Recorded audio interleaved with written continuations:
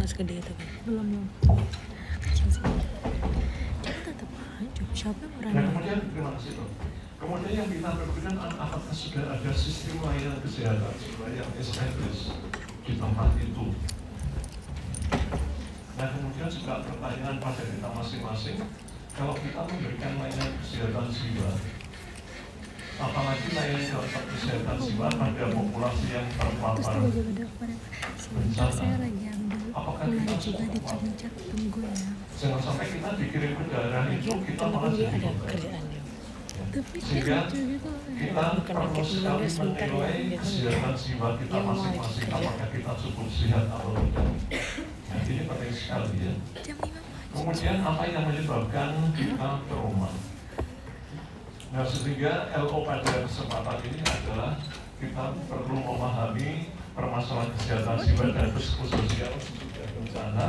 Kemudian terutama pada populasi yang menengah, populasi orang miskin ya. Kemudian supaya nanti kita bisa melakukan intervensi yang tepat pada daerah-daerah pada populasi yang sumber dayanya terbatas. Ya. Jadi kalau yang sumber dayanya itu lengkap, itu sangat mudah. Tetapi kalau terbatas kita harus memikirkan banyak hal. Nah sehingga diharapkan targetnya apa Mas?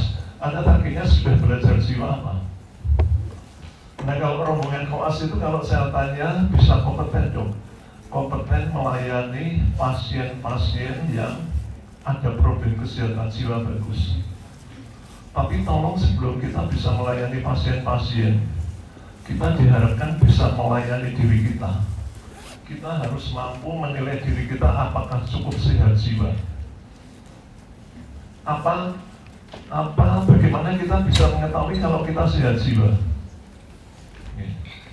Misalnya saja mau ujian blog besok pagi, kemudian kita hari ini cemas. Kira-kira kalau kita mau ujian kita cemas, kira-kira pikiran kita buyar enggak? Buyar. Sehingga kita saat itu ada problem kesehatan jiwa.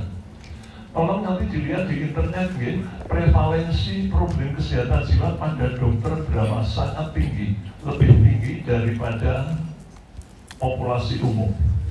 Juga pada mahasiswa kedokteran. Ada beberapa waktu yang lalu mendengar ada salah satu residen di salah satu BPJS di salah satu kota mati bunuh diri. Pernah dengar? Kemudian ada dokter juga di Padang bunuh diri, dokter spesialis. Nah kita perlu melihat itu sebagai fenomena gunung es. Jumlahnya satu atau hanya beberapa, tapi di sekitarnya banyak sekali. Oke. Tolong nanti sesudah selesai kuliah ini masing-masing introspeksi diri, apakah ada gejala-gejala kesehatan jiwa walaupun ringan. Dan nanti tolong kalau Anda sudah menemukan, Anda bisa konsultasi kepada tenaga kesehatan jiwa, entah psikolog, entah perawat jiwa, entah dokter. Saya dengar di fakultas kita ada ya program yang dilayani oleh psikolog. Tolong ya jangan malu-malu, jangan sampai tiba-tiba kemudian meledak. Saya pernah merawat 2 orang koas yang datang pada saya. Mereka itu depresi, kemudian mencoba bunuh diri. Saya tanya, kira-kira apa masalahnya? Karena saya IP-nya turun. IP dari 3,95 ke 3,65 sudah depresi dan mencoba bunuh diri. Satunya waktu itu koas dari Indonesia, satunya dari Malaysia. Dan masalah kesehatan jiwa di antara kita tenaga kesehatan seringkali tertutupi. Karena kita berpikiran, oh kita di kesehatan jiwa pasti sehat-sehat, tapi ternyata tidak. Nah, kemudian saya setiap kali ada rombongan koas bisa. Anda targetnya belajar jiwa, koas jiwa, dapat nilai A bagus, boleh-boleh saja. Nanti lulus dokter cum laude, boleh-boleh saja.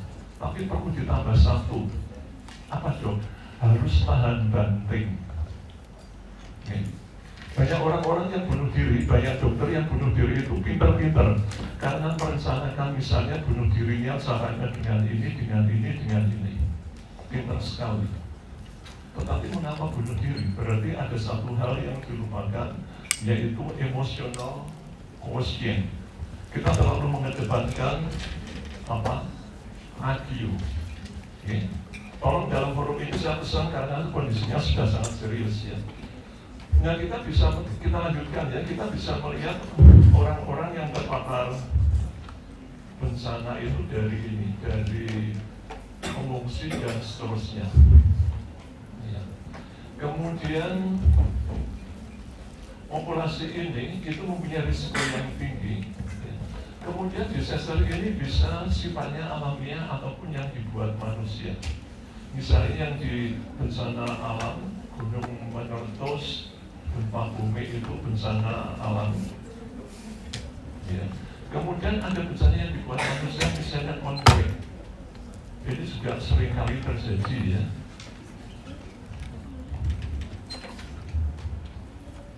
Kemudian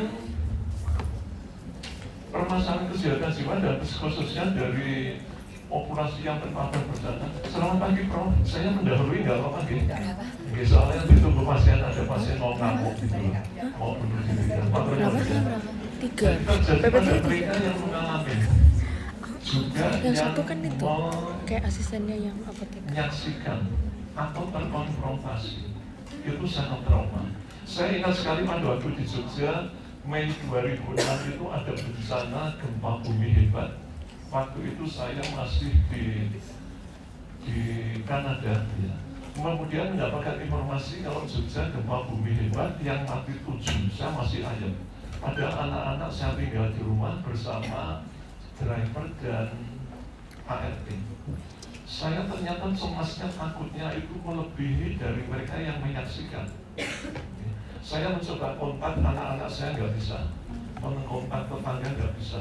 Dan kemudian kami segera pulang. Kemudian untuk pihak penerbangan baik sekali saya mendapatkan kelas VIP. Tapi juga perjalanan yang dari Kanada ke Jogja itu biasanya tidak lebih dari 24 jam, itu lebih dari 24 jam. Jadi yang tidak menyaksikan sendiri pun seringkali juga sangat ketakutan. Nah kemudian saya sudah membagikan PPT ini jauh-jauh hari sebelumnya, maka saya mengharapkan teman-teman mahasiswa ini sudah membaca PPT-nya, kemudian melihat film dokumenter yang kami buat. Jadi kami bersama teman-teman dari Elemental Production di Amerika membuat beberapa film yang untuk public education. Ini mudah-mudahan sudah pada melihat 40 Years of Silence, an Indonesian Tragedy, Genocide in Full Frame. Film yang menceritakan dampak dari pergolakan politik tahun 65. Nah ini beberapa fase dari orang-orang yang terpapar kesehatan jiwa, terpapar bencana. Salah satunya yang perlu kita perhatikan, ini tidak saya baca semua karena waktunya nanti habis, adalah mereka yang terpapar bencana terus-menerus seperti di Aceh. Di Aceh itu terjadi konflik selama beberapa tahun. Ya. Kemudian ternyata ini menyebabkan perubahan kepribadian. Saya pernah mempunyai satu residen yang berasal dari Aceh. Ya. Kemudian pada waktu kami ajak bicara, ternyata dia itu seringkali seperti terkejut. Setiap kali bencana terkejut, padahal waktu itu sudah selesai, konfliknya sudah berakhir, sudah ada perjanjian Finlandia. Ternyata ini konflik yang sampai sekian tahun berkepanjangan menyebabkan perubahan kepribadian. Kemudian gejala, simptom dan sign ini nanti dilihat sendiri. Gitu. Kemudian, nah ini yang perlu kita pikirkan adalah ini. Sesudah terjadi bencana, okay, itu kita bisa mengelompokkan menjadi 4. Ya. Mereka yang pertama adalah mereka yang menyaksikan bencana itu, nantinya kemudian akan terjadi PTSD, panic dan anxiety. Kemudian yang kedua, karena bencana ini akan menyebabkan kehilangan harta benda dan kehilangan orang-orang yang dikasih. Kemudian kehilangan kesempatan kerja. Kita bisa ingat ya, habis COVID itu banyak sekali pekarya-pekarya yang di PHK. Ini kemudian akan menyebabkan depresi, psikosomatik, dan suicide. Dan seringkali populasi yang terpapar bencana itu kalau masih hidup, itu seringkali karena teringat banyak temannya yang meninggal, banyak dari orang ini kemudian bunuh diri, ingin bersama-sama temannya. Kemudian yang ketiga adalah terjadi disrupsi dari tatanan sosial. Ini seringkali menyebabkan berjudi, penyalahgunaan zat, kemudian problem-problem perilaku. Kita ambil contoh misalnya mereka yang tinggal di kamp pengungsian. Saya mendengar daripada saksi, misalnya pada waktu habis COVID, itu sampai terjadi perselingkuhan antara petugas dengan pengungsi. Kalau selingkuh itu berapa kali, Mas?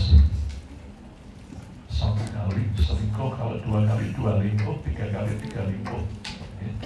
Sampai permasalahan sampai seperti jauh. Kemudian seringkali sudah dipicu hal-hal sepele, misalnya mereka ditinggal di kamp pengungsian pada waktu terjadi gunung Merapi meletus itu, ada ibu sangat stres karena dia pada waktu itu akan BAB karena fasilitas mandi cuci kaki sangat terbatas. Waktu itu ada sekian ribu pengungsi, tetapi MCK-nya hanya beberapa biji. Dia baru mau akan jongkok untuk BAB. Dia sudah bikin dokter rumahnya cepat, tolong cepat keluar, aku diare. Nah ini kan membuat stres berat ya. Kemudian yang keempat, ini karena bencana itu menyebabkan hancurnya fasilitas kesehatan jiwa, itu juga menyebabkan masalah. Mereka yang terpapar bencana, mereka yang sakit susah berubah, dan mereka yang sudah gangguan jiwa kronis itu akan kambuh. Ya. Sehingga ini perlu penanganan yang spesifik. Nah ini ceritanya tadi. Okay. Nah kemudian pada mereka yang terpapar bencana kita perlu ingat bahwasannya mereka itu sebagian besar akan terjadi fully recover, dan kasus-kasus yang ada harus dianggap diperlakukan sebagai reaksi alamiah terhadap kejadian yang luar biasa. Tapi juga ada kasus-kasus yang berlangsung selama beberapa dekade. Nah, mungkin teman-teman bisa membaca sejarah Perang Vietnam ya. Itu sesudah Perang Vietnam usai, itu kan serdadu Amerika kembali ke Amerika, sudah menang beberapa dekade. Kemudian ada orang yang ada mantan serdadu, ini yang pada waktu sesudah mendengar suara helikopter itu dia terjadi flashback, rasanya itu perang muncul lagi, kemudian dia menggali tanah dijadikan gua untuk sembunyi. Kemudian juga di tempat peperangan itu ya, itu pernah diketemukan ada orang asing, orang bule, kurus, rambut gondrong, berkeliaran di kota. Ternyata ini sesudah diwawancara, dia adalah serdadu Amerika yang pada waktu perang Vietnam setiap kali ada rasanya itu perang hebat, dia sembunyi ke hutan. Okay. Kemudian dia pada waktu tenang keluar. Tapi begitu mendengar helikopter, dia rasanya perang lagi, dia sembunyi lagi sampai beberapa dekade. Nah, kemudian masalah lain itu juga muncul karena penanganan orang yang terpapar bencana ini, permasalahan psikososial itu tidak terselesaikan dengan baik. Itu kemudian juga merupakan suatu hal yang perlu diperhatikan dan akan berlangsung beberapa tahun. Apalagi di Indonesia ya. Kalau yang saya lihat di Jepang, itu Jepang belajar baik sekali dari pengalaman tsunami sebelumnya. Jadi di sana itu dibangun banyak lumbung-lumbung logistik, sehingga kalau terjadi tsunami lagi, tinggal mobilisasi logistik yang ada di lumbung-lumbung. Dan kalau mereka logistik ini tidak terpakai, disalurkan ke panti-panti sosial. Tapi di Indonesia bisa lihat, Mas, apakah ada lumbung-lumbung seperti itu? Saya tidak pernah melihat. Sehingga pada waktu gempa tahun 2006 itu banyak orang membutuhkan bed, itu ternyata tidak ada. Kemudian Sarjito pada waktu itu banyak dipakai garase mobil itu dikosongkan kemudian untuk meletakkan bed. Kemudian lebih ngeri lagi pada waktu COVID kemarin, mungkin Anda pernah mendengarkan di mass media, sekitar 60 orang mati karena kekurangan apa? Kekurangan oksigen. Kita perlu mikir kok bisa-bisanya kekurangan oksigen.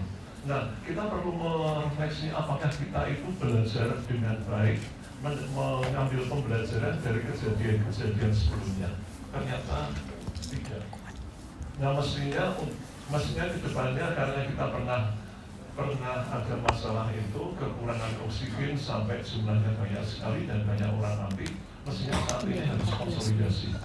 Kita bertemu dengan instansi terkait untuk memprediksi kira-kira nanti akan terjadi bencana apa lagi dan kita harus siap sedia.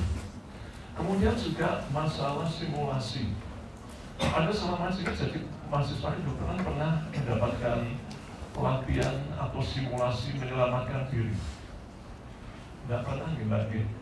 Nah, kemudian kalau Anda di ruang ini tiba-tiba ada gempa, apa yang akan Anda lakukan? Pasti sebagian besar akan lari dan loncat. Itu akan menimbulkan banyak sekali korban. Saya pada waktu gempa 2006 ada seorang teman psikiater. Waktu itu kan terjadi hari Sabtu ya.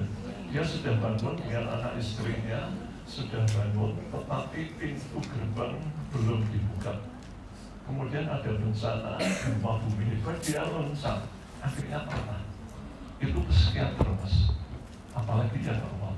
Belum lagi orang-orang yang lari kemudian kerobohan pagar-pagar tinggi. Dan kita bisa melihat pagar-pagar di Indonesia itu banyak yang tidak dibangun dengan beton. Ini tidak ada tuangnya. Nah, kemudian permasalahan diskusinya sesudah bencana gini ya, karena bencana ini menimpa populasi yang besar sekali, sehingga akan menyebabkan trauma, komunitas yang trauma. Ini akan menyebabkan penurunan produktivitas dan menyebabkan beban, kemudian risiko untuk bunuh diri. Kemudian infrastruktur juga hancur, ini juga akan tambah masalah. Kita bisa melihat ya Mas, waktu COVID, itu COVID kemarin berlangsung berapa tahun? 2 lebih ya. 2 lebih dan kita waktu itu tidak ngerti akan berakhir kapan. Kita ambil contoh misalnya karena penerbangan berhenti karena lockdown, itu pegawai-pegawainya diapakan? Pasti banyak yang di PHK. Cobalah bayangkan kalau yang di PHK itu pilot. Pilot itu biasanya pergi kemana-mana, naik pesawat dan tidur di hotel mewah. Kemudian pilot ini kan kalau pergi kemana-mana pasti dikelilingi perempuan-perempuan cantik ya. Saya tidak mengatakan remaja gadis cantik ya, tapi perempuan-perempuan cantik karena tidak sedikit pramugari yang sudah sepuh-sepuh ya. Kalau kami menyebutnya budi pramugari ya. Nah, pada waktu sesudah mereka di PHK, apakah mereka mau jadi driver taksi online? Sebenarnya kalau mau jadi driver taksi online ya dapat pembelajaran baik. Misalnya dia mengemudikan taksi, penumpangnya bakul-bakul, penjual-penjual. Kalau tadinya itu pramugari yang mengelilingi pakai parfum bikinan Prancis, sekarang kalau penumpangnya bakul-bakul, parfumnya apa Mas? Bawang merah, bawang putih. Sebenarnya itu pembelajaran yang bagus sekali ya. Sehingga ini tidak sedikit kemudian orang yang suicide ya. Kemudian juga permasalahan adalah mereka yang kehilangan. Saya pada tahun 2001, 2002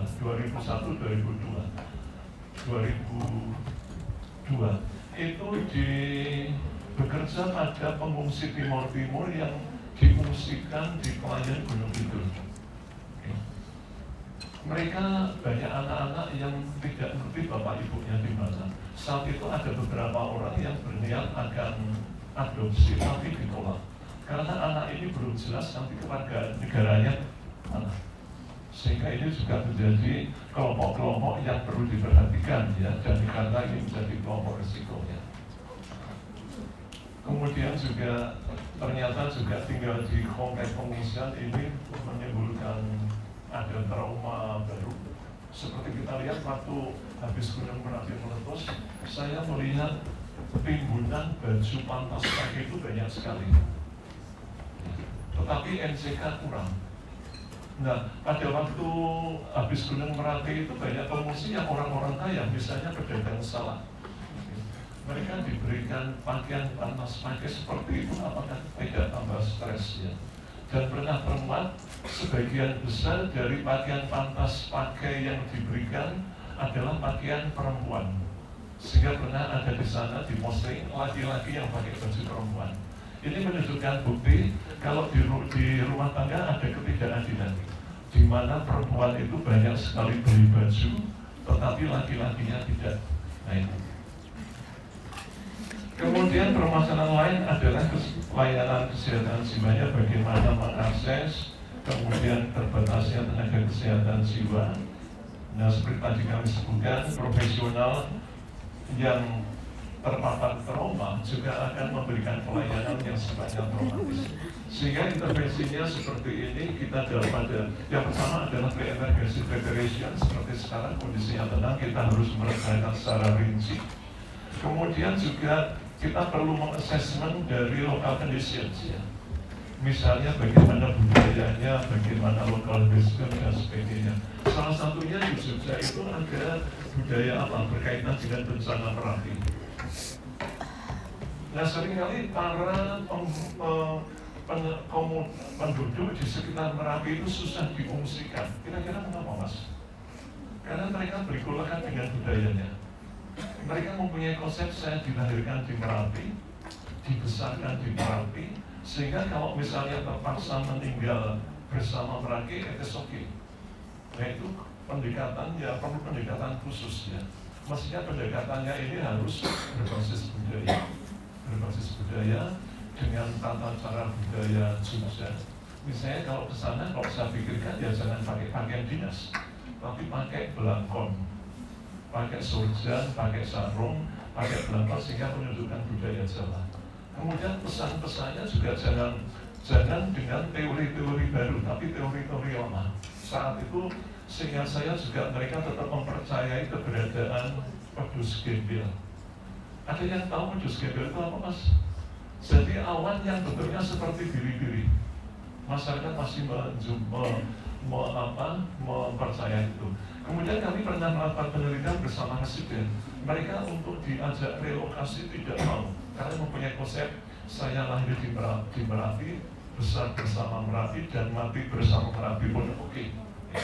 Ada satu komunitas di ring berapa itu yang berhasil diungsikan karena sejak awal sudah ada PPL yang ke sana. Jadi ada mahasiswa yang pertanian yang dijadikan PPL, memberikan masukan hidup bersama dengan penduduk sana, kemudian memberikan masukan pelan-pelan ternyata penduduknya bisa direlokasi. Kemudian juga yang perlu kita perhatikan bagaimana kita kolaborasi dengan NGO baik dalam ataupun luar negeri, juga termasuk dengan para traditional healer, ya, para dukun. Kita perlu kerjasama karena masyarakat mungkin masih banyak yang percaya kepada dukun, sehingga kita perlu merangkul. Ya. Nah, kemudian yang perlu kita pikirkan adalah begini. Pernah ada waktu di Aceh, itu NGO dari asing datang. Kemudian di Bali, habis bom Bali itu yang datang lebih dulu adalah NGO dari Australia. Karena negara-negara lain itu sudah siap, sehingga begitu ada info bencana, mereka terbang. Tapi di sini, maaf begini, pada waktu bencana 2006, kami waktu itu masih rapat. Nah, Prof. Byron dari Harvard itu tanya, Pak Manar, ini kondisinya seperti ini, mengapa Anda masih rapat? Kenapa rapatnya tidak dulu-dulu? Sehingga ini suatu pembelajaran yang bagus sekali, kita perlu membuat satu tim yang terkonsolidasi. Kemudian juga waktu itu di Aceh, mereka pendekatannya dari mana NGO luar, itu pendekatannya berdasarkan budaya asing.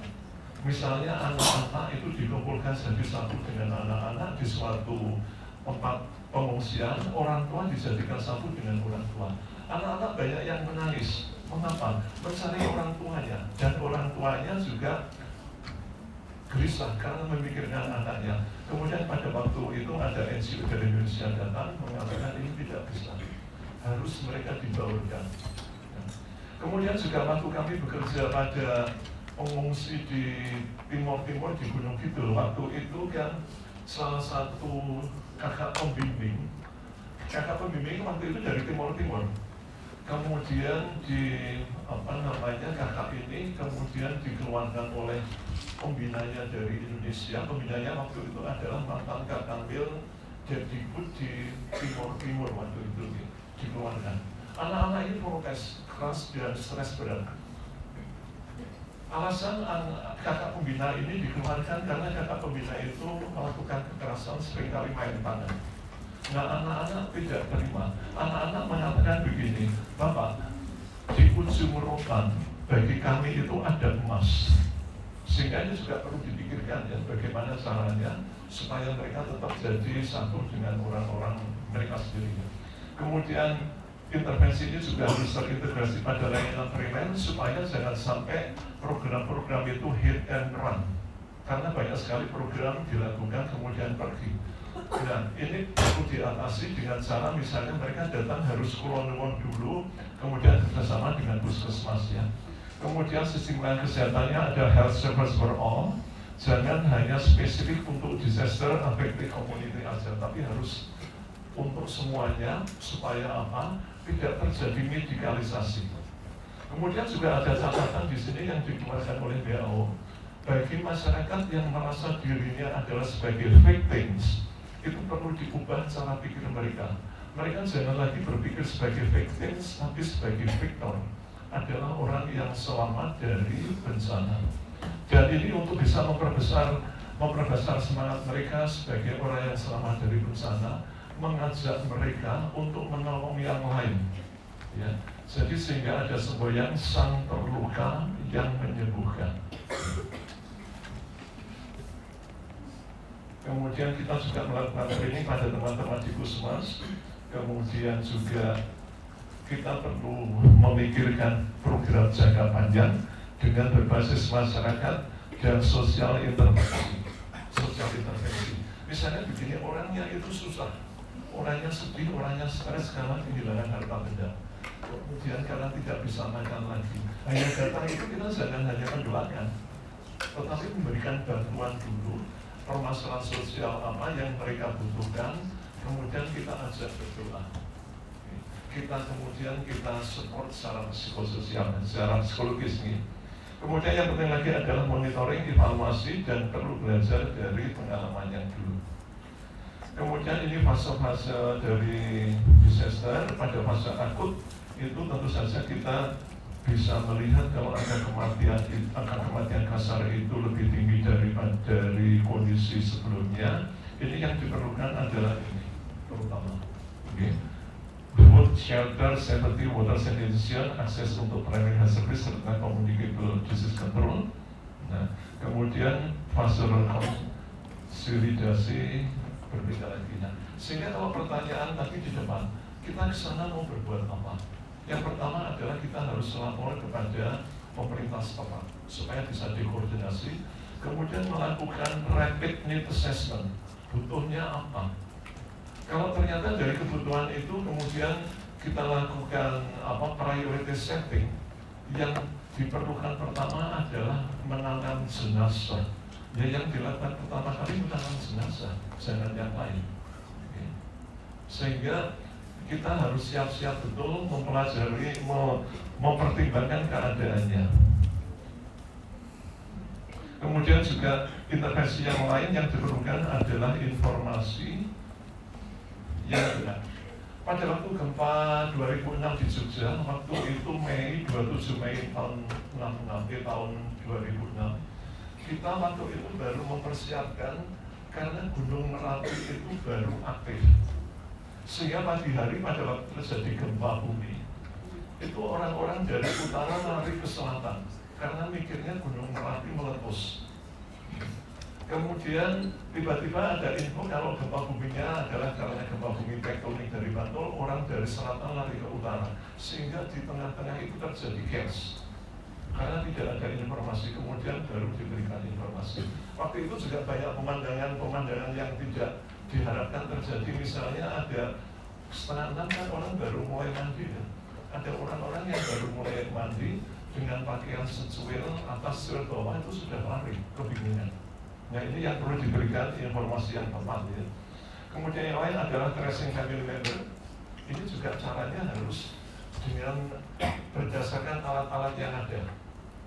Misalnya kita harus ingat saat itu listrik mungkin mati, kemudian HP juga tidak jalan, sehingga kesulitan nge-charge. Kita perlu dengan apa? Adalah mengaktifkan radio transistor.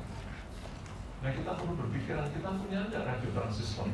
Mungkin ada yang melekat pada HP, tapi kalau HP-nya tidak bisa di-charge, sehingga ini perlu dipikirkan pengadaan radio transistor ini yang dengan baterai gitu ya. Kemudian juga informasi harus bisa dipahami dengan mudah oleh penduduk, oleh masyarakat pada umumnya. Misalnya di gedung sini, misalnya di Radio Putra itu ditemukan anak yang mencari orang tuanya. Ini kan harus diumumkan secara umumnya bagaimana? Jangan dengan halu-halu. Tapi di atas gedung Radio Putra perlu dituliskan. Misalnya di sini diketemukan anak Simin bin Kartowijoyo dari Senjowo 3, sehingga diharapkan orang-orang yang lewat itu bisa memahaminya. Kemudian yang lain adalah intervensi sosial yang lain. Misalnya lokasi memberikan orang-orang yang memberikan bantuan atau bagaimana bisa mendapatkan pertolongan. Ya. Kemudian kita perlu, tadi sudah saya sebutkan, kita perlu menemui orang-orang yang di layanan primer. Ya. Nah kemudian yang perlu sekali, ini mungkin nanti akan diperjelas oleh teman-teman dari psikologi Prof. Yayi, mungkin bagaimana kita bisa mendengarkan mereka dengan aktif. Saya rasa di Skills Lab ada ya, acara pelajaran bagaimana mendengarkan dengan aktif. Nah ini pelajaran bagi teman-teman yang saat ini lebih banyak tidak suka mendengarkan, dilatih untuk mendengarkan. Kemudian juga tolong kita perlu menyesuaikan masyarakat. Nah saya menemukan sampai di koas itu begini bro, itu koas itu kalau sampai residen itu bicaranya cepat sekali, mungkin 100 km per jam. Padahal masyarakatnya itu depresi. Nah sehingga seringkali masyarakat itu, pasien itu ditanya, yang bertanya sudah sampai pertanyaan ke-7, tapi pasien itu baru mikir untuk menjawab pertanyaan pertama. Nah monggo, ini bagi teman-teman coba belajar bicara yang pelan, lambat, kemudian lafalnya jelas. Oke. Jangan berada tapi jelas. Saya dalam memberi kuliah ini juga berproses bro. Dulu saya bicaranya juga cepat sekali ya, sehingga ada teman yang merekam pembicaraan saya, minta tolong saya, tolong ini di-transcribe. Ternyata saya kewalahan. Sehingga kita bicaranya harus lambat, okay. Lafal yang jelas, okay. Kemudian juga keras. Okay. Kemudian, nah ini juga yang penting di sini adalah no medications. Ya. Ini juga suatu penyakit dari para dokter, karena dokter itu dididik oleh para spesialis terutama di rumah sakit, sehingga seringkali mengedepankan obat. Tapi untuk kasus-kasus ini, para survivor bencana yang boleh diberikan obat adalah mereka yang sebelumnya sudah sakit jiwa, supaya jangan kambuh. Tetapi kalau mereka yang gejalanya muncul akibat bencana tidak boleh diberikan obat. Pada waktu 2006 itu ada banyak kasus yang diberikan obat dan diketemukan oleh teman-teman dari WHO, kita dikritik pedas. Nah, ini juga satu kelemahan sistem pendidikan ya, di mana kita mendahulukan obat. Kemudian juga ini juga intervensi yang lain, kita harus mempertimbangkan budaya, kegiatan agama. Kemudian juga bagi anak-anak sekolah, ini akan stres berat karena tidak bisa sekolah lagi. Nah salah satu pertolongannya adalah dengan sekolah-sekolah. Walaupun sekolah-sekolah ini dilakukan di bawah pohon pisang, harus dilakukan. Kemudian alat-alat yang dipakai itu sebenarnya alat-alat yang bisa dibuat setempat. Kita beri contoh, misalnya kita memberikan alat-alat yang elektronik. Nanti kalau baterainya habis, bagaimana ngecasnya? Sehingga kita perlu memvitalisasi permainan-permainan masyarakat, dolanan masyarakat yang lama. Ada yang masih ingat Mas? Dolanan-dolanan masyarakat. Kalau saya dulu waktu kecil, itu karena belum ada mainan seperti sekarang. Kalau main perang-perangan itu dengan pelepah daun pisang yang dibikin sedemikian rupa ya. Mungkin ini yang sekarang teman-teman sekarang karena hidupnya itu di zaman modern, mungkin kalau disarankan itu akan pusing ya, mudah-mudahan tidak gitu. Kemudian kita juga mengikutsertakan kelompok-kelompok muda ya. Nah kemudian kalau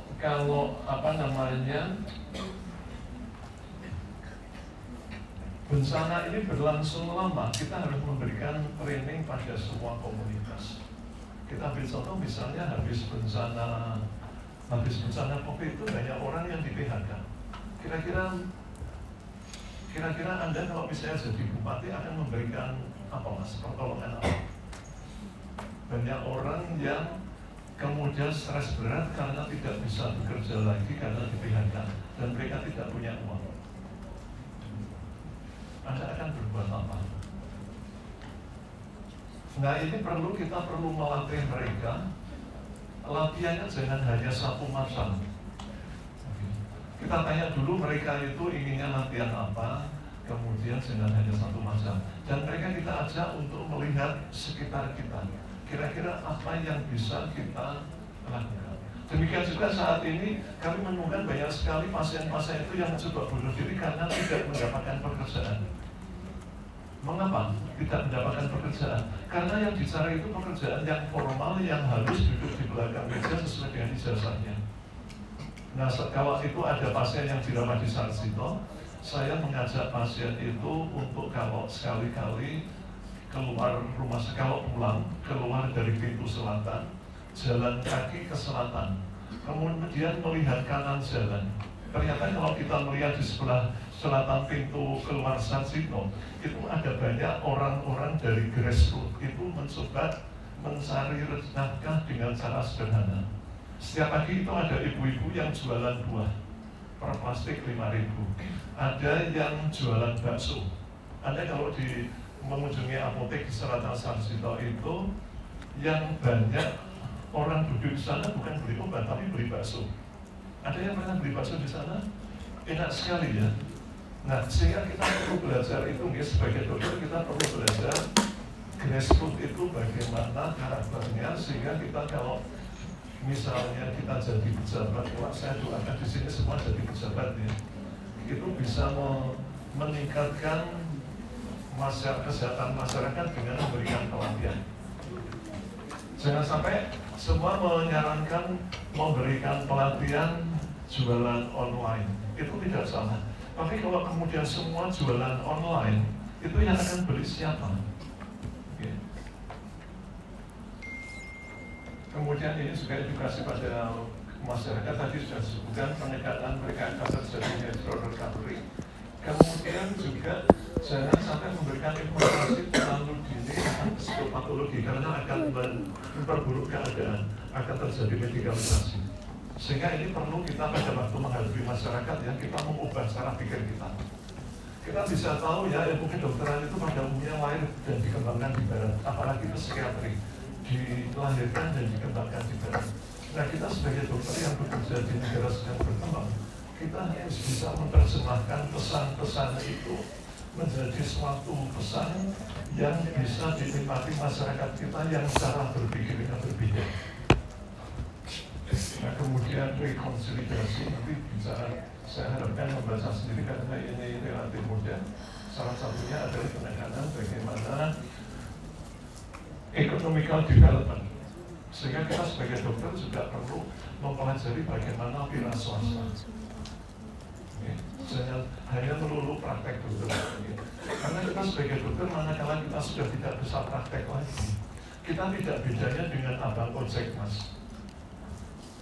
Kalau kita masih aktif dan kita bisa bekerja di rumah sakit, dapat fee, tapi pada waktu kita pensiun, kita tidak bisa bekerja lagi, ya dapatnya uang pensiun. Itu kalau yang bekerja di pemerintah, kalau enggak, sehingga penghasilan juga kurang. Sehingga kita perlu kreativitas, punya keterampilan yang lain. Saya kemarin begini mewawancara calon presiden. Ada calon presiden ini yang kreatif sekali. Sebelum dia menjadi presiden, dia karena punya pengalaman peserta UKM PPD ya, mereka ini men-training orang-orang yang mau UKM PPD bagaimana menghadapi ujian. Kalau mereka yang mau jadi presiden itu boleh, tapi kalau kami sebagai dosen itu memberikan pelatihan bagaimana menghadapi tes UKM PPD itu tidak etis, gitu, betul ya Bro? Tapi kalau mereka masih calon presiden, nggak apa-apa. Nah kemudian ini juga disebutkan collaboration dengan local healer. Banyak sekali pasien tetap pergi ke dukun. Kenapa? Karena pergi dokter belum tentu sembuh. Saya selama ini kan bekerja pada Mbah Marsio, seorang dukun yang di Mirip Kabupaten Kebumen. Saya ketemu di sana Mbah Marsio ini dititipi banyak ODGJ oleh keluarga, kemudian tidak diambil lagi. Pada waktu kami wawancara pada keluarga ini, mereka begini, keluarga itu sudah sampai punya orang dengan gangguan jiwa. Kemudian keluarga mengharapkan siapapun orangnya yang mau dititipi seumur hidup akan saya cari. Dan ini sesuai dengan teorinya Prof. Suyono. Prof. Suyono waktu berikan teori memang begini, kita seringkali keluarga itu akan merawat dengan baik anggota keluarga yang sakit jiwa maksimal sampai hospitalisasi ke 4. Habis itu terjadi kolaps sebagai afektif maupun ekonomi. Sehingga seringkali anggota keluarga yang sakit ini kemudian dibuang. Dibuangnya bisa dirawat, dipondokkan di rumah sakit jiwa yang jauh, kemudian dengan KTP palsu. Habis itu tidak pernah dijemput lagi. Nah sehingga kita seringkali melihat ada ODGJ di jalan ya. Nah ini gambarannya nanti bisa dipelajari. Begitu mungkin teman-teman mahasiswa. Kalau saya menyebut teman mahasiswa itu teman-teman ya. Ya karena ini mitra belajar, mungkin nanti ada pertanyaan ya. Waktu saya serahkan dulu kepada ini pengaturnya siapa? Monggo Mas, matur nuwun ya.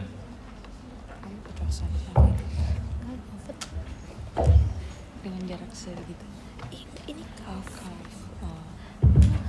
Beli 4 kopi. Baik, terima kasih Dr. Mahat. 4 kopi ini. Selanjutnya kita akan mendengarkan materi yang akan disampaikan oleh Prof. Yai. Tadi kita sudah belajar tentang sisi psikologi secara mendetail. Saat ini kita akan mendengarkan sisi dari psikososial yang akan disampaikan oleh Prof. Yai. Terima kasih. Selamat pagi semuanya. Assalamualaikum warahmatullahi wabarakatuh. Salam sehat, salam sejahtera. Mas ya, belum sarapan. Oke. Terima kasih Dr. Mahat sudah mendahului dan membuka, menurut saya membuka apa yang memang harusnya dilakukan pada saat bencananya. Saya 2006 yang bencana gempa bumi itu saya ada, dan ceritanya tidak tragis, malah agak lucu gitu ya, karena saya waktu itu tinggal di perumahan Pamungkas KM 14 tengah agak atas ya. Gempanya itu lebih pada di selatan. Ya betul, tadi memang kita sedang siap dengan erupsi Merapi, jadi kita langsung lihat Merapi gitu ya. Di tempat saya tidak terlalu terdampak, ada 1-2 rumah yang gentengnya itu agak turun gitu. Jadi saya merasa tidak terlalu gitu ya. Kita nggak tahu yang di bawah bagaimana karena listrik terus mati. Terus anak saya waktu itu adalah jadwalnya ulangan umum meskipun hari Sabtu. Jadi cepat-cepatan ngantar anak saya biasanya anak saya karena itu Sabtu, anak saya ke sekolah, saya mau fitness di Novotel waktu itu. Jadi saya sudah siap-siap fitness. Tidak tahu kalau di bawah ternyata chaos banget. Jadi waktu sampai sekolahnya anak saya, orang sudah pada ribut, sekolahnya juga ada atapnya yang sedikit ini, dan anak saya turunkan dulu karena mau ujian kan. Terus saya ke Novotel, dan ternyata atapnya lobi Novotel hancur. Kok kayak gitu, terus habis itu lihat banyak ambulans dan mobil yang bawa orang ke Petrusdan. Ya, Sarjito belum terlalu chaos, jadi akhirnya saya kembali ke sekolah anak saya, ngecek apakah jadi ulangan umum atau tidak. tidak jadi karena gurunya, beberapa guru juga terdampak tidak datang ke sekolah. Jadi saya juga nyangking temennya yang kebetulan rumahnya dekat dengan saya. Oke, jadi saya ajak untuk kembali gitu. Tapi di jalan itu Sarsito sudah mulai buahnya orang. Ya, jadi itu memang setelah 2 jam sesudah listrik nyala baru saya tahu ternyata dampaknya begitu dahsyat di Jogja. Dan kalau saya dari sisi public health, gempa tahun 2006 di Jogja itu kita masih belajar koordinasi. Nanti Mas Gede akan cerita ini. Tapi itu lebih baik setelah kita erupsi Merapi. Erupsi Merapi 2010. Ya, jadi waktu 2006 itu sampai pengungsinya masang klak. Saya tidak mau ditanya karena semuanya tadi seperti Dr. Mahar tadi melakukan assessment. Jadi setiap lembaga melakukan assessment. Orangnya sampai tiap kali ditanya, tendanya itu ditulisi kami tidak mau diwawancara. Ya. Jadi itu tidak terjadi pas erupsi Merapi. Tapi erupsi Merapi itu juga ada sebuah fenomena karena pada saat erupsi Merapi itu handphone sudah mulai banyak yang punya. 2006 itu handphone ada tetapi belum banyak. Sehingga di 2010 itu koordinasinya lebih, seingat saya waktu itu ya, karena saya ikut koordinasi di Dinas Kesehatan Jogja, itu kadang pengungsinya moving karena tahu di sana makanannya lebih enak terus pindah gitu ya, karena mereka WA-an SMS atau WA-an, saya kan lupa ya 2010 gitu ya. Kalau 2006 itu tidak terjadi karena mereka lebih pada full begitu ya. Kebetulan suami saya punya kafe waktu itu dan kafenya dijadikan dapur umum dan tiap hari yang erupsi Merapi ini ya, itu kira-kira 10.000 makanan yang dikirim dan itu karena agak tersebar. Kalau yang erupsi Merapi, yang erupsi Merapi itu pengungsinya agak tersebar. Kalau yang gempa bumi 2006 itu lebih terlokalisir. Ya, jadi tenda-tendanya itu lebih terlokalisir. Saya beberapa kali juga datang ke Bantul waktu itu karena Bantul itu yang paling terdampak. Oke. Nah, jadi untuk yang sesi ini saya akan menjelaskan mengenai bahwa psikososialnya itu seperti apa, supportnya, ya, kemudian identifikasi instrumennya, kemudian ada basic principle psychosocial intervention, tapi kemudian saya akan membuka dulu bahwa Indonesia itu memang disaster prone, terutama untuk gempa bumi karena kita itu berada di wilayahnya itu memang rawan kecuali Kalimantan.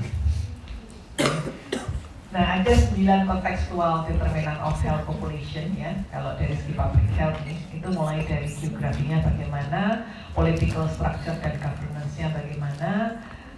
Pak Sultan, Gubernur DIY, setelah melihat apa yang terjadi di Aceh, karena Aceh itu kemudian kan mendapatkan, karena dia dianggap bencana nasional sehingga orang dari luar bisa di sana. Dan karena kemudian agak sedikit mengganggu kehidupan sosial di Aceh, harga semuanya langsung naik, ya, karena NGO itu kemudian nyewa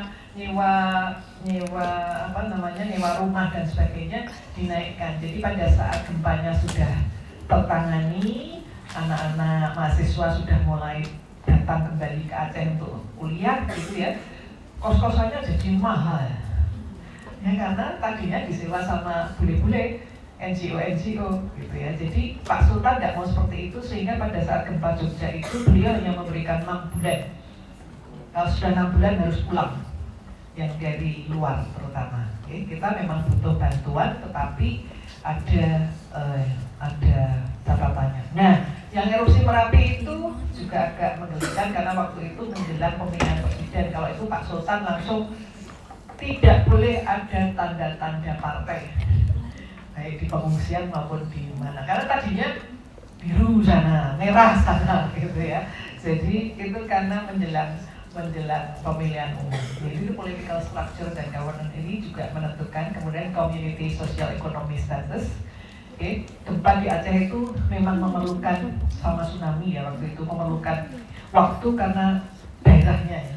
Kemudian yang paling dulu terdampak itu yang di Nias, karena Nias itu pulau ya, untuk mencapai di sana itu susah, dan ternyata Indonesia itu nggak punya helikopter yang bisa dijem terus nurunin orang Fix orang. ya, pakai pinjam. Luar. Jadi saya nggak tahu kalau sekarang sudah punya apa belum. Oke, jadi ada banyak hal yang pada saat kita mengalami bencana itu ternyata banyak kekurangannya, distribusi ini, kemudian budayanya ya. Dibayar dulu. Hari-hari pertama pengungsi Aceh itu no problem dengan mie Kita instan. sama orang itu. Tapi mereka itu kan orang Aceh itu kan makannya itu kan rich Begitu kan. bumbu ya. Begitu hari minggu berikutnya teman saya cerita dari LSM dia ya, itu mereka nggak mau. Jadi terus harus ada dapur umum yang khusus untuk menyediakan dan memasaknya adalah ya ada rasa-rasanya, rasa-rasa rempahnya gitu ya. Karena ya bosan ya. Tapi ya memang kalau pada saat darurat kan nggak ada yang lain selain mie instan ya, sama nasi gitu ya. Tapi perkara dapur ini juga bukan hal yang sederhana ya. Jadi dapur umum yang dikelola oleh teman-teman suami saya itu kita mendapatkan bantuan dari tentara, dari chef. Karena memasak nasi untuk 10.000 itu lain dengan memasak nasi untuk 10 orang. Kalau tidak bagus, ngeletes kalau bahasa Jawanya. Apa namanya, nasinya tidak matang. Jadi volunteer itu bantu potong-potong, bukan masak. Yang masak tetap harus yang memang bisa masak. Jadi waktu mahasiswa saya S2 promosi kesehatan itu punya blog disaster preparedness, itu ternyata di Jogja, bantaran Sungai Jogja itu karena kadang-kadang banjir, itu kadang-kadang memang mereka sudah dilatih oleh Badan Penanggulangan Bencana Daerah, tetapi kurang satu, ternyata mereka belum dilatih untuk mengelola dapur umum. Jadi mahasiswa saya bekerja sama sama TNI, karena TNI itu punya kemampuan untuk itu, untuk ngajari ibu-ibu, karena ibu-ibu meskipun bisa masak, tapi kalau masak untuk 200 orang itu tidak mudah. Makanya MBG itu kalau yang belum berpengalaman kan makanya terus bisa jadi keraguan, karena masak itu bukan hal yang sederhana untuk sekali masak yang banyak. Jadi dari segi promosi kesehatan tadi kan nomor satu tadi salah satunya adalah makanan. Makanan itu bukan hal yang sederhana. Jadi ini adalah beberapa disaster yang bisa terjadi di Indonesia ya, kita seperti serba ada. Tapi disebut disaster itu sebetulnya kalau pemerintahnya sudah tidak bisa lagi menanggulangi sendiri ya. Jadi sebetulnya namanya event. Ada event, ada banjir, ada gempa bumi gitu ya. Baru sesudahnya dia akan menjadi bencana ketika itu agak susah untuk ditanggulangi. Jadi yang natural disaster kita punya gempa bumi, erupsi gunung, banjir, longsor, badai, angin topan, puting beliung, tsunami, terus longsor yang tiba-tiba yang seperti di Sulawesi waktu itu ya. Kemudian ada yang kemungkinan orang disasternya, konflik, teroris, polusi lingkungan, kecelakaan industri, transportasi, dan yang lain adalah KLB, kejadian luar biasa seperti yang COVID kemarin itu pandemi, kekeringan. Nah, konsekuensinya apa dalam bencana ini? Kehilangan nyawa, kerusakan berat pada infrastruktur, adanya penyintas dan cerai-berainya keluarga, sudah dijelaskan tadi ya, kesulitan ekonomi, dan masa berkabung dan kemarahan yang intens. Nih ya, jadi kalau kehilangan nyawa dan luka-luka ini kebutuhan, makanya yang pertama kali datang itu biasanya memang selain dokter, tentara, ataupun volunteer yang Badan Penanggulangan Bencana, karena mereka tahu cara memindahkan ya dengan benar, itu cara mencari ya, mencari orangnya, korbannya ya. Kita kalau dari pabrikat belum. Pabrikat paling kalau pada saat awal itu adalah untuk mitigasi komunikasi resikonya supaya tidak panik. Jadi kemudian ada trauma psikologis, tadi sudah dijelaskan banyak oleh Dr. Mahal, luka dan cedera yang tidak mendapatkan pengobatan yang lebih kuat sementara seadanya di awal ya. Nutrisi yang tidak optimal tadi ya, karena biasanya sumbangan itu ya yang instan. Kemudian kehilangan nyawa, kecacatan permanen. Nah, ini masa berat untuk ekonomi karena kehilangan kesempatan untuk berwirausaha, pelepasan terhadap bantuan, peningkatan ketergantungan, rentan terhadap penyakit, dan dapat digiring ke arah perilaku antisosial. Ngambilin ya, jadi pada saat gempa bumi itu ya ada yang memanfaatkan. Jadi kan rumahnya ditinggal karena dia ngungsi gitu ya. Jadi sisa-sisanya itu kadang-kadang ada juga yang nyuri gitu. Kerusakan infrastruktur, ya tidak hanya fasilitas kesehatan yang rusak, tapi yang lain, sekolah. Jadi anak-anaknya nggak bisa sekolah, pelayanan untuk keluarga yang terkena, ya, jasa penitipan anak. Kemudian risiko adanya epidemik. Nah ini yang waktu itu kita agak kesulitan menanggulangi itu waktu penyintasnya pindah-pindah yang erupsi Merapi itu. Kita itu setiap hari itu mengidentifikasi pengungsi ini berapa jumlahnya, laki perempuan, kemudian senior atau tidak, karena nanti kalau ada penyakit kronis berarti kan obat harus ada di sana. Kalau ada anak-anak balita apa yang dilakukan, kalau ada ibu hamil apa yang dilakukan, ya ini kalau pabrikan mengidentifikasi. Nanti Pak Gede mungkin akan lebih dalam untuk yang manajemennya. Oke, nah penyintas ini kemudian menjadi habitat baru. Penyintas ini adalah mereka yang mengungsi. Karena sebetulnya istilah pengungsi itu adalah antar negara. Kalau refugee itu adalah antar negara. Kalau internal displacement person atau penyintas itu yang di dalam negara. Jadi habitat baru karena terus tiba-tiba ya sama orang lain ya di pengungsian yang ketegangan, hambatan untuk mendapatkan hak sipil ataupun fasilitas. Kemudian pasien penyakit kronis akan rentan, orang tua, anak-anak ini balita ya. Karena balita orang tua itu makanannya kan harusnya agak sedikit berbeda dengan yang usia produktif. Perasaan tidak aman, kehilangan harga diri, dan di pengungsian.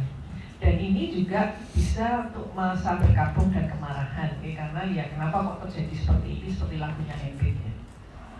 Apakah kita banyak dosa, tapi kita tidak dapat menanyakan pada rumput yang bergoyang. Ya. Kita akan kemudian melakukan check and retake. Tapi yang jelas ada beberapa bencana yang kita tidak bisa prediksi dengan baik. Ya. Teknologinya belum sampai ke sana. Satu adalah gempa bumi, bisanya adalah diramalkan, ya, tapi tidak bisa exactly mendapatkan hasilnya. Yang kedua adalah erupsi gunung berapi. Itu juga dari seismograf ya. Begitu gerakannya agak cepat itu sudah diminta untuk alat waspada.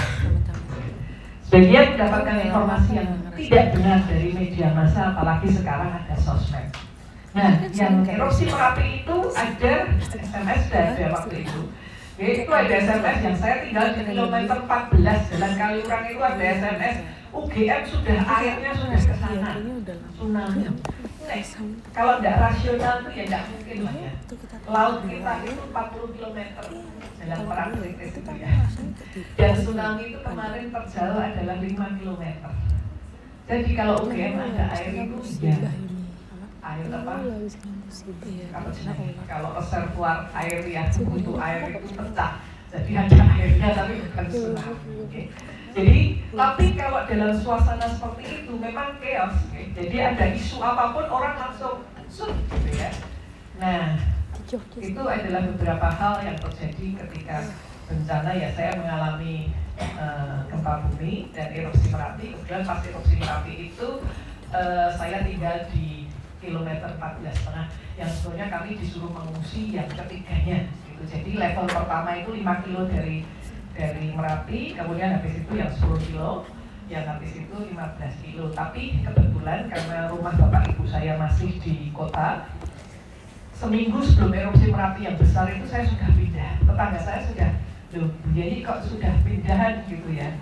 Suami saya dulu adalah pernah di SAR ya, jadi pendaki gunung dan memang pernah di SAR-nya Jogja. Jadi dia sudah melihat Merapinya seperti itu. Seminggu sebelum erupsi Merapi itu dia sudah telepon karena dia di Jakarta nih, pokoknya kamu harus pindah sekarang gitu, pindah ke bawah gitu ya. Jadi makanya tetangga itu pada saat benar-benar ada erupsi Merapi itu jadi sudah tahu sebelum pindah. Padahal saya sebetulnya bukan, karena suami saya pernah jadi SAR itu, jadi dia tahu bahwa daripada nanti mengungsinya keburu-buru, mengungsi dulu. Tapi saya begitu Merapi ada awas itu saya sudah siap nih, karena saya punya 2 anak kecil waktu itu, jadi 2 tas itu sudah termasuk surat-surat berharga itu sudah saya masukkan di satu tempat, sudah saya titipkan di rumah kota, ya di kota, rumah bapak ibu saya di kota. Jadi kalau pada saat bencana itu, sama waktu saya ada kegiatan sesudah pasca tsunami di Aceh itu, karena kadang-kadang ada gempa susulan, maka saya lihat ya, itu saya waktu itu kerjasama dengan LSM dari Jerman, itu di sekretariatnya itu sudah ada ransel titik perorangan di situ. Jadi kalau ada apa-apa tinggal salt, sudah bawa. Anak-anak Jepang itu sudah diajari untuk selalu membawa sandal jepit dan peluit ya, di tas mereka di tempat-tempat yang rawan bencana. Sehingga begitu ini mereka sudah dekat pakai sandal. Kalau kita tertimpa ini kan kalau teriak nggak dengar ya, tapi kalau peluit kan dengar. Jadi itu preparedness-nya.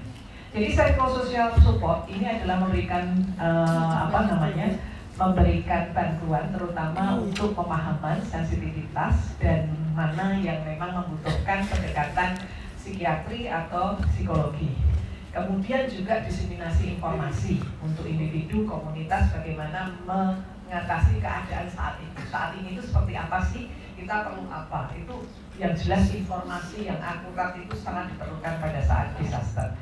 Dan memberikan support pada individu, keluarga, komunitas untuk supaya kalau mereka yang masih sehat bisa juga secara volunteer juga membantu, ya, membantu yang lain. Ya. Jadi yang masih umurnya masih muda, masih sehat, mungkin hanya luka-luka sedikit itu untuk saling menolong. Dan kemudian secara bersama-sama dengan volunteer yang ada itu nanti akan bekerja sama.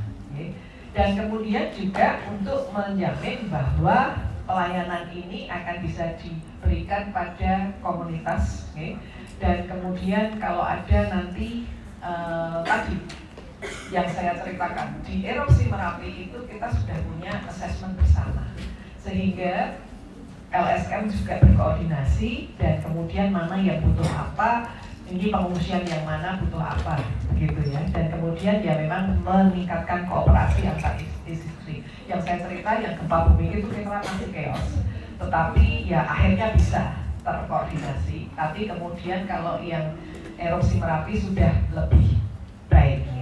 Jadi ini untuk psychosocial support itu satu, informasi yang tepat ya, terutama dengan bagaimana mereka harus ngapain ya, kalau ada apa-apa itu siapa yang akan dihubungi, di mana mereka bisa menghubunginya. Kemudian kalau untuk pekerjanya ya ada keterampilan komunikasi ya, tadi salah satunya memang mendengarkan secara aktif ya. Kemudian bagaimana meningkatkan self-help way gitu ya. Kalau ada apa-apa tapi mereka bisa bersama-sama. Nah ini yang menarik di erupsi Merapi. Waktu saya menerjunkan mahasiswa-mahasiswa S2 Prokes itu ya, mereka itu ternyata pengungsiannya agak berkelompok, tapi satu kelompok karena mereka mengungsi bareng-bareng, satu RW, satu RT gitu ya. Jadi kita malah dapat yang oh ini ketuanya di sini, oh ini ketuanya di sini. Jadi mereka akan lebih mudah. Jadi nanti kalau ada apa-apa tidak semuanya kemudian kumpul gitu ya. Tetapi ketua dari kelompok-kelompok itu bisa berkumpul. Ya. Jadi dan mereka juga diajari juga untuk melakukan apa yang mereka mampu. Ya. Jadi psychosocial support itu sebetulnya bukan psikologi langsung ataupun psikiatri ya, dan juga bukan pelayanan konseling ya, tetapi lebih pada penyiapan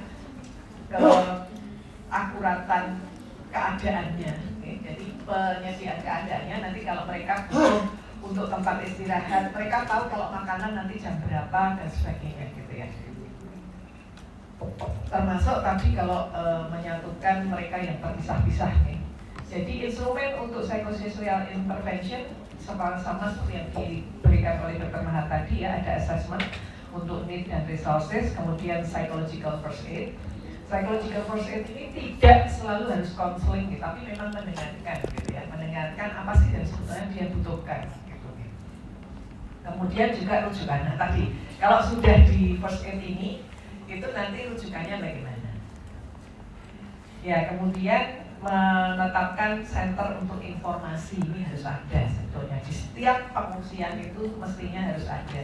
Kemudian kalau memang harus ada mobilisasi ya, jadi tadi ya penguatan orang-orang yang sebetulnya terdampak tapi mereka masih cukup sehat masih bisa diajak berpikir, ini adalah dimobilisasi supaya mereka juga bisa mengelola di pengungsian tadi.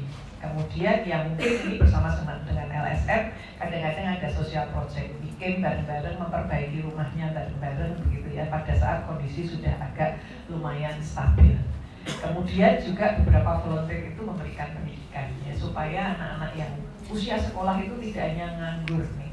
Kalau yang saya lihat kemarin waktu erupsi Merapi terutama, itu kalau yang anak-anak itu sudah banyak, karena fakultas psikologi di Jogja itu banyak.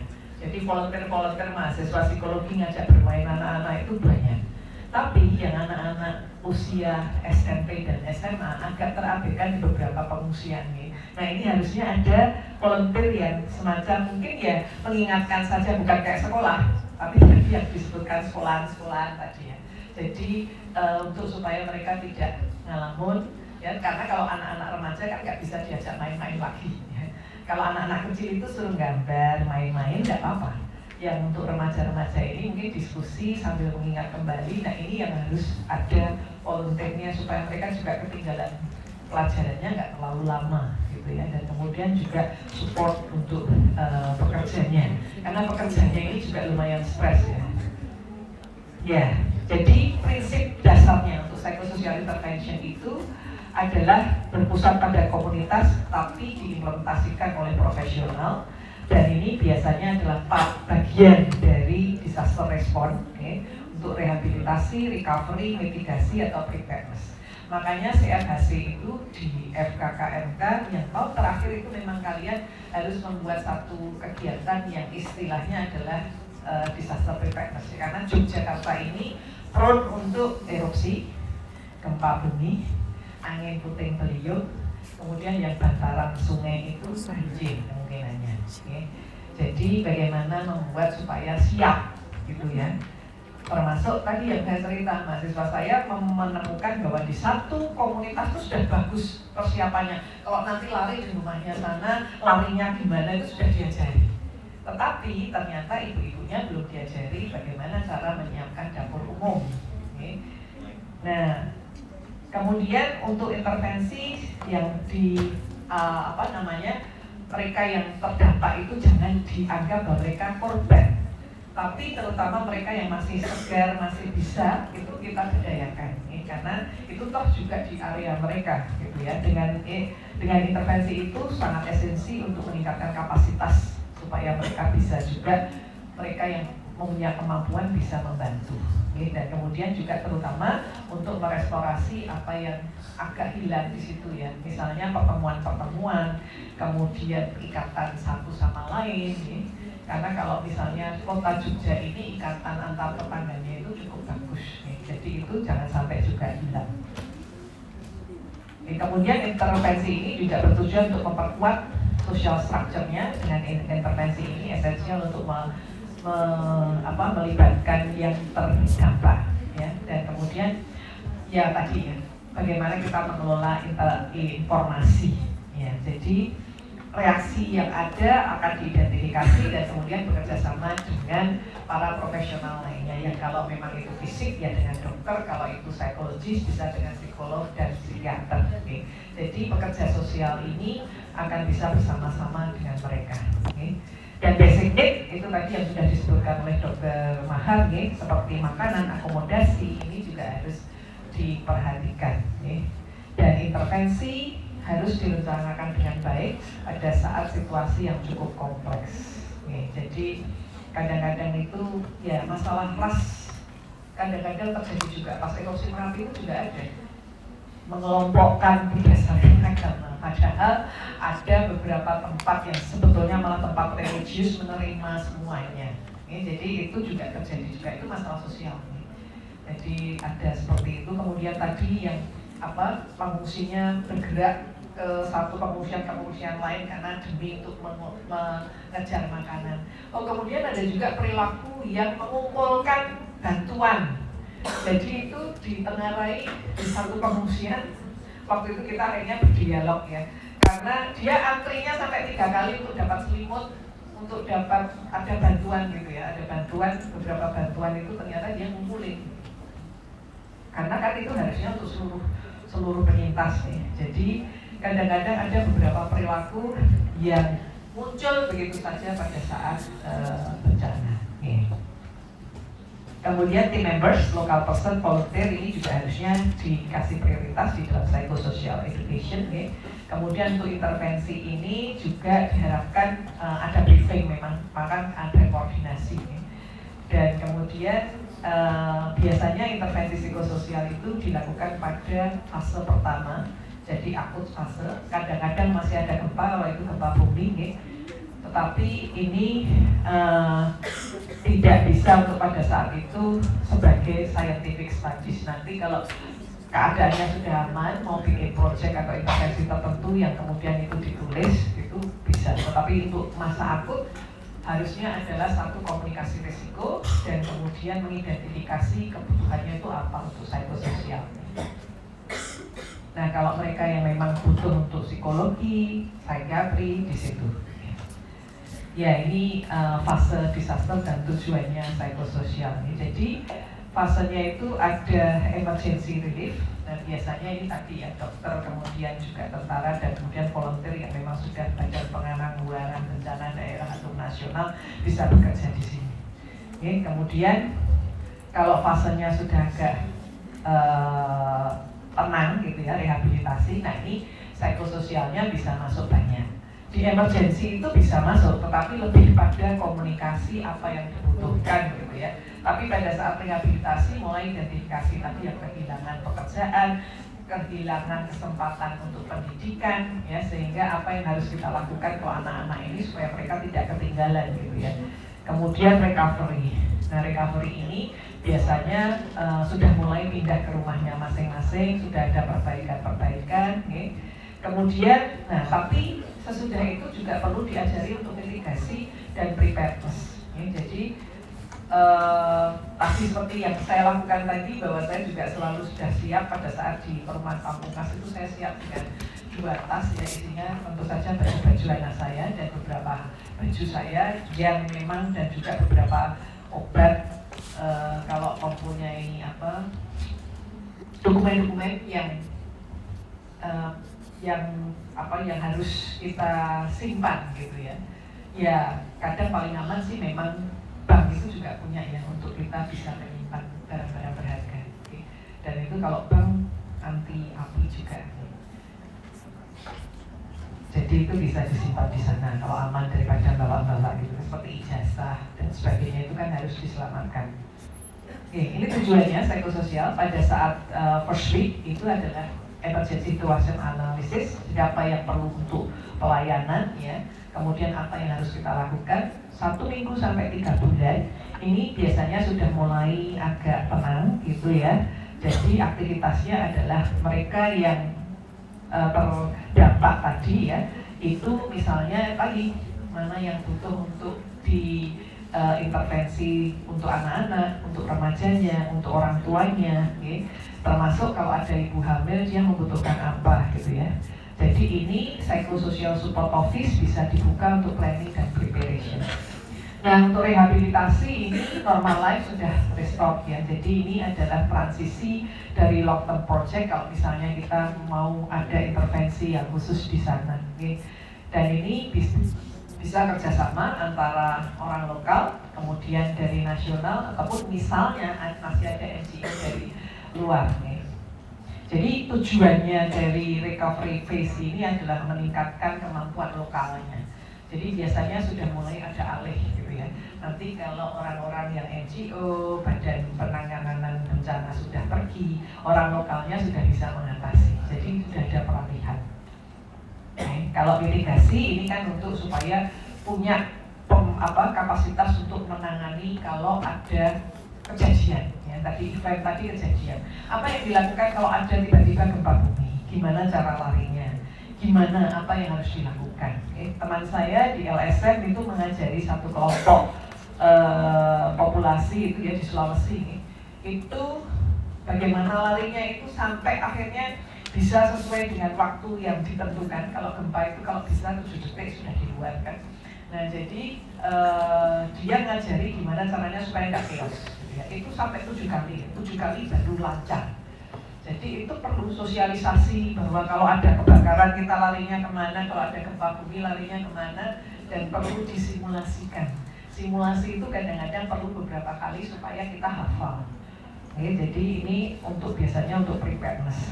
Di fase ini juga ada implementasi untuk mensupport, memperkuat unit lokal supaya mereka bisa. Nah di Yogyakarta ini sudah banyak kelompok-kelompok, tingkatannya saya lupa ya, RT atau RW kayaknya lebih besar dari RT atau kelurahan yang sudah dilatih oleh BPBD dan penanggulangan bencana daerah untuk nanti kalau ada banjir, ini yang di sepanjang Kali Code itu ya, itu mereka harus kemana gitu ya. Jadi sudah banyak pelatihan yang dilakukan, teman-teman kakak kelas kalian juga. Ini vulnerable group yang harus diperhatikan, perempuan terutama pregnant woman ya, kemudian single woman, kemudian yang sudah elderly, kemudian men, tapi yang tergantung misalnya pada kursi roda atau mungkin tergantung harus dituntun begitu ya, anak-anak ya, terutama yang di bawah 5 tahun, di bawah 18, kemudian ya lansia, kemudian orang miskin ya, karena mereka mungkin benar-benar rumahnya hancur total gitu ya. Kemudian refugee, ekspatriat, migran, kemudian mereka yang punya disabilitas ya. Jadi ini ada beberapa orang yang rentan. Nah, saya masukkan sedikit mental health, tetapi ini yang sangat general ya. Jadi biasanya itu ada yang primary yang memang pencegahan ya, supaya tidak terlalu panik tadi ya. Kemudian secondary prevention. Kemudian mereka yang sudah sakit itu, kalau secondary prevention itu yang terdampak tapi tadi ya belum butuh obat sebetulnya. Kemudian yang tertiary ini yang mereka sebetulnya sudah minum obat dan mungkin jadi lebih terdampak pada saat bencana. Dan ini bisa melalui keluarga, dan tadi ya yang mereka masih sehat bisa membantu satu sama lain, dan kemudian juga public education. Nah, biasanya yang dilakukan adalah level pertama ini advice dan support ya. Ini sebetulnya lebih praktis, ini yang untuk masyarakat secara umum. Kemudian simple psychological dan social strategies, ini biasanya belum sampai yang mereka terdiagnosis ya, tetapi mereka cukup shock gitu ya dengan keadaan bencana gitu ya. Dan kemudian yang memang mereka memang membutuhkan mental health intervention ya. Ini tadi yang nomor 1 dan nomor 2 jelas tidak butuh obat tadi. Jadi ini biasanya terutama kalau yang level pertama itu kan tadi yang saya bilang, kalau akut pada masa akut artinya masih 1 minggu pertama, itu yang dibutuhkan adalah sebenarnya banyak informasi. Saya itu harus kemana, kalau saya menyintas harus di mana, ya kalau saya butuh obat, butuh selimut, butuh tempat tidur itu harus kemana, ibu saya itu butuh obat ini harus kemana, gitu ya, karena kronis, penyakit kronis itu mereka kan harus minum obat setiap saat.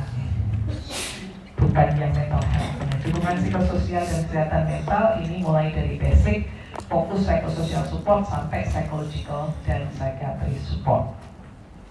Oke, nah ini beberapa hal nanti bisa dilihat sendiri, nanti ini sudah waktunya. Jadi ada beberapa strateginya sebenarnya cukup banyak yang dilakukan ya. Jadi ini brief psychosocial intervention for disaster and trauma survivor, ada psycho education, behavioral activation, healthy living, kemudian ada social support, kemudian juga affect regulation ya, arousal management, kemudian cognitive control, termasuk emotional processing, information processing, experiential learning. Ya, jadi ini ada banyak, dan ini biasanya dibagi-bagi beberapa organisasi yang melakukan, dan mereka identifikasi dulu orang-orang mana yang harusnya diberikan dengan intervensi ini. Yang ini adalah psychosocial management before, during, after emergency disaster, dan ini di Jepang. Jadi yang dihasilkan adalah bahwa kebutuhan untuk standardized psychometry robust instrumen klasifikasi untuk mental health, social, psychosocial risk, both clinical and community setting. Dan ini jadi perlunya standarisasi untuk itu dari hasil beberapa pertemuan. Ini pertemuan. Ya, jadi karena expert meeting, jadi mereka melihat pada saat emergency itu butuh untuk bagaimana mengklasifikasikan mereka kebutuhan terutama mental health, psychosocial, risiko psychososial baik di klinis maupun komunitas, termasuk prevensi, screening, diagnosis, dan treatmentnya. Nah, untuk ini systematic review. Jadi dari 12.000 paper, ya 14 yang di-review ya. Intervensi yang berbasis pada evidence-based protocol termasuk cognitive behavioral therapy untuk PTSD, post traumatic stress disorder, anxiety, depression. Ini adalah yang bisa mengubah untuk PTSD dan simptom kecemasan. Single session debriefing dan psychological first aid workshop ini efikasinya limited ya. Jadi ini adalah yang lain-lain itu intervensinya masih butuh ya, kalau di ilmiah itu kadang masih butuh sampel yang lebih besar ya. Jadi harusnya kemudian perlu ada evaluasi dari intervensi yang terutama target untuk faktor resikonya, karena ini lebih pada psikososial. Yang ini adalah integrating psychosocial health into risk disaster management, ini dari COVID nih. Jadi ya,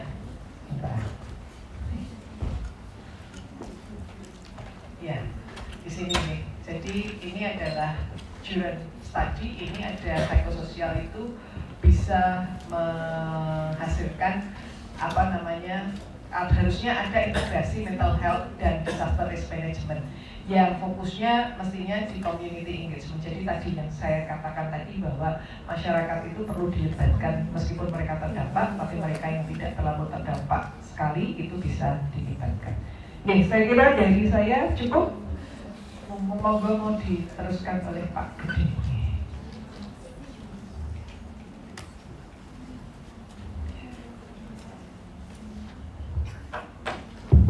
Baik, terima kasih Prof. Yai atas penyampaian materi tentang psikososial. Sebelum kita masuk ke materi terakhir yang akan disampaikan oleh Bapak Gede, mungkin kita buka sesi pertanyaan dulu untuk dua materi pertama tentang mental health dan psikososial yang sudah disampaikan oleh Dr. Maher dan juga Prof. Yai. Apakah ada pertanyaan dari teman-teman semua?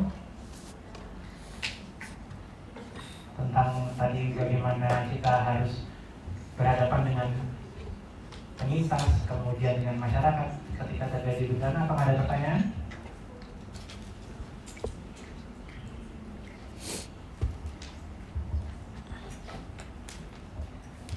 Kalau belum ada, kita lanjutkan ke materi yang ketiga tentang manajemen dari kesehatan jiwa ketika terjadi bencana yang akan disampaikan oleh Bapak Gede. Pada Bapak Gede, silakan.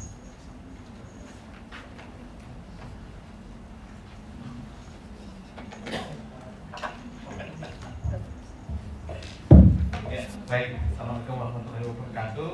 Di sini saya akan mencoba menggantikan Bu Bella ya, karena beliau sakit. Kami dari PKN KUGM kemarin sudah saya jelaskan juga. Sebenarnya secara teknis semua sudah disampaikan oleh Dr. Maher dan juga Prof. Yai. Cuma kami ingin memberikan sedikit bukan pencerahan juga ya, pengalaman pada saat di lapangan. Tadi sudah disampaikan bagaimana waktu gempa Jogja, adik-adik ini alhamdulillah sudah lahir gitu ya. Kemudian erupsi Merapi. Nah, pada saat terjadi bencana, nah ini ini adalah latar belakang, kemudian outletnya. Sebenarnya apa sih kemudian yang benar-benar dibutuhkan di lapangan? Nah, yang kemarin kita sudah bicarakan tentang pentingnya ada surveillance. Nah, surveillance ini salah satunya kalau dari salah satu subcluster kesehatan. Ada yang namanya subcluster kesehatan jiwa. Kalau dampaknya tadi sudah banyak disebutkan, kita juga sudah banyak. Nah ini kita lihat. Jadi ada hubungan psikologi, sosial, budaya dan juga spiritual. Kadang-kadang ini yang tidak banyak didapatkan oleh teman-teman penyintas. Nanti kalau kemarin IDP, teman diskus-kusan. Nah kalau dia sekarang penyintas, teman kami di sini juga sebagai penyintas. Saya waktu di gempa Jogja waktu itu kemarin saya ceritakan jam 10 itu mau menghadiri kondangan gitu ya. Tapi apa yang terjadi dari sambil di Sleman saya turun ke bawah ke daerah Batu, bahkan nggak sampai Batu, ke Ubul Harjo ya, SD Square. menemukan banyak sekali chaos di sana. Sebelum jam 10 mungkin sekitar jam 8 atau jam 9. Terus memberanikan diri. Itu yang kemarin saya tanyakan, sudah pernah mendapatkan simulasi triase belum? Saya 3 jam melakukan triase ya. Adik-adik mahasiswa di sini, padahal saya bukan dokter, bukan calon dokter juga, mungkin calonnya dokter dulu ya, tapi alhamdulillah enggak gitu. Selama 3 jam jadi triase officer, silahkan dibayangkan betapa saya membutuhkan penanganan post traumatic disorder pada saat itu. Jadi betul sekali tadi yang Dr. Nahar sampaikan. Jadi kadang-kadang kita life and death itu berada di tangan kita, menentukan ini datang isinya korban. Dok, tolong dok, ini mana yang kita turunkan di sini? Waktu itu kalau teman-teman tahu di SD sekolah itu utaranya itu ada yang namanya rumah sakit Hidayatullah. Di halamannya itu karena saya mau ke KUA Umbul Harjo, ternyata tidak jadi menikah, sepupunya istri saya. Saya punya pengalaman nih, pernah dilatih triase. Waktu itu saya ikut TBM, tapi yang temannya TBM, Kesma ya, P3K, itu. Terus di sana saya sudah simulasi triase udah berkali-kali, kan saya udah lulus waktu itu ya. Sudah lulus, simulasi triase berkali-kali, ketemu korban kecelakaan juga sering. Pada saat betul-betul terjadi bencana, inilah saatnya kita menerapkan ilmu. Dan yang ada saya stres sampai mungkin 3 hari itu saya benar-benar nggak bisa keluar dari pengungsian karena itu selama 3 jam apa ya, kita harus menentukan tadi ini merah, kuning, merah dan kuning lah. Kalau hijau kan orang bisa jalan, merah dan kuning itu aja udah stres. Tiba-tiba wah ini merah ini sudah saya siap, kita turunkan sampai di rumah sakit Hidayatullah itu, masuk di halamannya dokternya di dalam bilang, Mas, sudah jangan diterima lagi.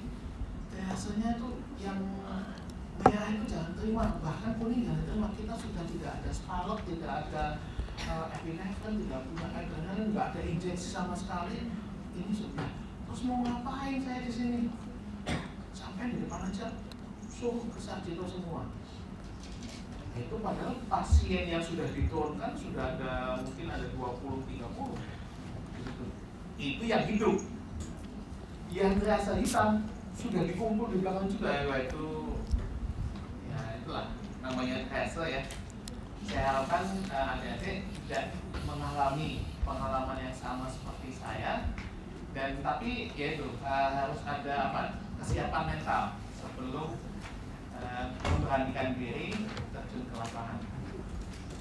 Nanti ada dukungan spiritual, psikologis dan juga untuk si tenaga kesehatan. Nah, tadi sudah disampaikan oleh Dr. Nahar yang sebetulnya kita menjadi bantuan. Jadi setelah itu teknis, kemudian kita masuk ke manajerial. Pada saat kami Pokja Bencana FKKMK, PKMK, FKKMK, UGM dikirimkan ke daerah bencana, membantu dinas kesehatan, paling penting sih menghubungkan korban atau penyintas. Ada yang kalau ini kita bicara tentang satu konsep gitu ya. Kemudian yang slow onset juga lebih sulit lagi karena apa? Tadi dari Prof. Yai sampaikan problematikanya slow onset itu apa? Pengungsinya berpindah-pindah. Jadi korbannya itu siapa, di mana?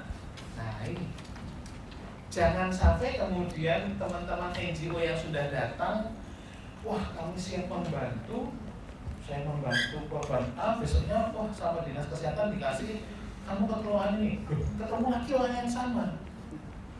Nah itu karena memang mungkin dicari gimmicknya juga bisa ya. Wah kalau NGO asing ini biasanya dia kalau memberikan psikososial support PFA itu dia suka ngasih tas goodie bag, wah langsung, besok di mana, malah dikejar seperti itu. Nah, tapi yang kita tekankan pada saat kita membantu dinas kesehatan mengelola HEOC Health Emergency Operation Center menggunakan Permenkes 1 tahun 2026 dan juga Kepmenkes 1502 tahun 2023. Nah, di situ ada buku tebal, di situ ada bagaimana caranya sebetulnya di sub-sub cluster kesehatan itu apa saja, termasuk kesehatan jiwa, melakukan screening, melakukan distribusi EMT, distribusi emergency medical team, attachment ke puskesmas. Jadi bekerja di lingkungan wilayah kerja puskesmas tersebut. Harapannya bisa di puskesmas itu korbannya itu bisa by name by address, kemudian dibantu sama bidan desanya. Nah, ini kadang-kadang kita memang harus attach dengan bidan desa sebagai ujung tombak pelayanan kesehatan. Karena ini apa? Blok 11.2 ini adalah sistem kesehatan. Sistem kesehatan paling ujung itu adalah bidan desa. Seperti waktu pengalaman di Cianjur juga, Cianjur lebih mudah karena ya mohon maaf ya, kita bilangnya lebih mudah karena apa? Gempanya itu hanya berdampak di dua kecamatan di Cianjur, jadi lebih mudah. Oh, di Warung Kondang sama Cugenang. Jadi kita tempelkan ke bidan desa akan melihat kita apa yang dilihat nanti. Nah, yang dilihat nanti adalah vulnerable groupnya seperti apa yang tadi disampaikan oleh Prof. Yai, yang butuh dukungan MHPSS ini, Mental Health and Psychosocial Support, atau di Indonesia namanya DKPJS, dukungan kesehatan jiwa dan psikososial, ya, gitu ya. Nah, ini bisa diberikan secara paripurna oleh EMT, Emergency Medical Team. Emergency Medical Team harus punya tadi skillnya yang disampaikan oleh Dr. Mahar, bisa mendengarkan. Jadi sampai ke daerah bencana mungkin tidak hanya memberikan obat saja, tapi juga mendengarkan curhatan. Kami yang dari Pokja Bencana turun ke daerah bencana, mungkin kami tidak secara langsung mendengarkan curhatannya penyintas, tapi kami dengarkan curhatannya orang-orang di dinas kesehatan. Nah, ini kadang-kadang mereka di dinas kesehatan juga saking stresnya udah menumpuk banyak, curhatnya kemana-mana, makanya jadi tahu gosip-gosip internal Kemenkes dan juga Dinkes gitu ya. Tapi ya itulah, bahkan kami pernah ini di Cianjur hujan lebat itu, ada orang Kemenkes, kepala pusat riset kesehatan ditelepon sama Pak Menkes, itu stres sekali. Menteri Negara Menteri Kesehatan beneran Pak ya sekarang ini. Kalau waktu COVID itu saat vaksin ya, Pak Menkes nanya, penyintas ada berapa? Wah, ini kalau kita nggak punya data dasarnya, repot. Itulah kenapa mungkin nanti di dalam praktikum gitu ya, teman-teman mahasiswa ini akan dilatih bagaimana pada saat sebelum terjun ke daerah bencana, atau pada saat nanti teman-teman akan bekerja di satu institusi fasilitas kesehatan, harus tahu data dasar populasinya. Jadi waktu Pak Menkes nanya, yang terdampak berapa, penyintasnya berapa, saya mau mengirimkan tenaga psikososial ke Cianjur berapa orang? Iya. Yang kemudian kita sama Pak ini ya, Pak Kepala Pusat Riset itu sambil kita nunduki hujan gitu ya, kan kalau hujan itu bisa menggenang itu di atas tendanya itu. Oh ini berapa nih Pak? Apa misalnya? Ya Pak, nah, kita harus tahu standarnya. Standarnya dari mana? Tadi Pak Kiai sudah sampaikan, ada beberapa standar yang digunakan, ada, tapi apakah pada saat itu saya bisa googling dan ketemu abstraknya itu? Nah ini yang agak repot. Nah, jadi ada beberapa fase, di fase kedaruratan akut itu kebetulan ketemu lah. Ternyata di tenda BPBD itu ada dari NGO yang namanya Children. Di Save the Children ada psychosocial support itu satu sesi 40 orang dikasih sama satu orang. Udah, minta 1 orang 10.000 dibagi 40, gitu aja. Satu atone gitu ya. Asbun yang penting keluar dulu jawaban. Jangan sampai 10 tambah 6 sama dengan Allah. 10 tambah 6 kok 17. Kalau bisa digodawo ya. Kalau yang atas dan ngomong pakai, nah ini mungkin perlu dicek juga ini. Nah, mungkin sedikit-sedikit ada ODMK gitu, orang bilang masih awal dan masalah kejiwaan. Mungkin kebanyakan jalan sama nama yang lainnya. Jadi, nah ini penerapan FPA itu seperti itu. PFA, psychosocial support. Jadi ada 40 orang dalam satu sesi. Ngapain sesinya? Nah itu sesi curhat. Apa sih yang dikeluhkan Bapak Ibu? Kalau anak-anak bawa alat menggambar misalnya seperti itu. Nah, ini kadang-kadang, tapi sekali lagi karena kita tidak punya dokumennya. Kalau di UGM sudah ada. UGM sudah punya pedoman psychosocial support pada saat bencana. Kebetulan kemarin kami konferensi di Jepang bersama Dr. Alin ini di Wadem, sekarang dingin Wadem, World Association on Disaster Medicine. Kita ada beberapa abstrak dipresentasikan di sana. Loh, kok ada orang yang juga?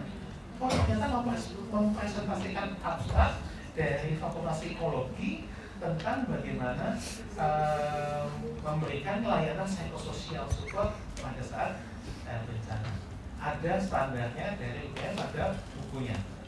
Nah, tapi apakah buku ini kemudian bisa digeneralisasi untuk populasi Indonesia? Nah, ini yang masih tadi kalau Kay bilang perlu penelitian lebih lanjut. Sayangnya di Indonesia itu di Kementerian Kesehatan belum ada yang mencoba untuk menyatukan beberapa pedoman ini, pedoman dari UGM. Di UI pun ada. Di UI dia ada pusat rencananya itu dari orang psikologi, kemudian dari PMI dan dari beberapa NGO. Akhirnya tadi waktu dihitung 10.000 dibagi 40 gitu ya, ketemu sekitar 2.000-an kalau nggak salah. Wah, 2.000 ini apa yang akan dilakukan di lapangan? PFA, seperti apa bentuk PFA-nya? Nah ini yang kita ngangkat lagi ke Pak Menkes, yang penting udah ketemu angka. Karena beliau itu adalah akuntan gitu ya, jadi semua harus dikuantifikasi. Akhirnya keluarlah Kepmenkes 1502 tahun 2023, di situ sudah ada pada saat bencana apa yang harus dimobilisasi, tenaga cadangan kesehatan apa saja.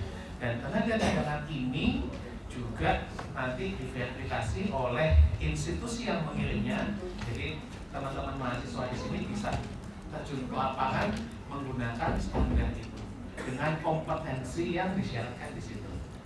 Seperti itu. Di sini ada yang terakhir ini tentang pembelajaran. Ini yang tadi saya sampaikan, dan kami juga membuka kesempatan gitu ya buat adik-adik.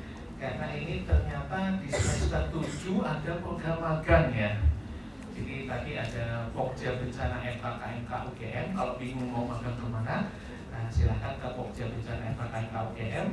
Kemudian ke PKMK FKKMK UGM di Divisi Manajemen Bencana. Dan juga ada AIDHM, ASEAN Institute for Disaster Health Management, untuk kita belajar bareng bagaimana mengelola sistem kesehatan yang terdampak bencana.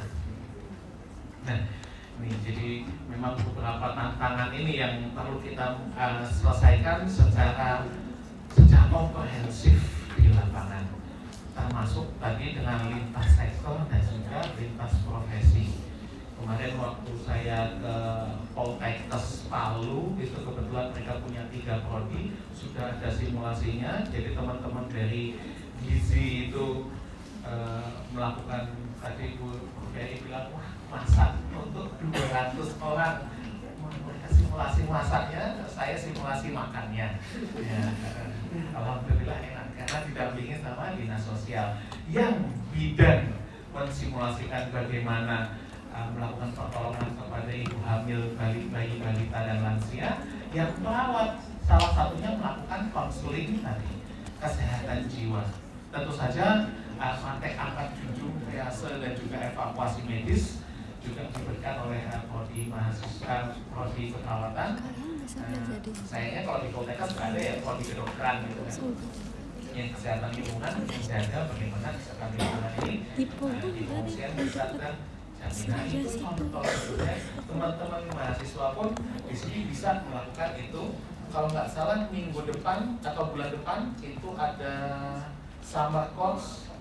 Nah itu juga simulasinya juga temanya tema bencana. Jadi bisa dilihat mungkin udah zamannya teman-teman ya, udah lewat ya. Nah itu tentang bencana, simulasinya seperti apa ya sedang disusun. Mungkin itu saja dari saya. Terima kasih, saya kembalikan ke Dr. Alif untuk memoderatori apakah ada pertanyaan atau tidak. Tapi kalau saya lihat tatapan ini sudah agak kosong begitu ya, mungkin belum ada sarapan ya. Mungkin setelah ini bisa sarapan. Terima kasih. Assalamualaikum warahmatullahi wabarakatuh. Oke, terima kasih Pak Gede. Ada pertanyaan teman-teman? Pertanyaan?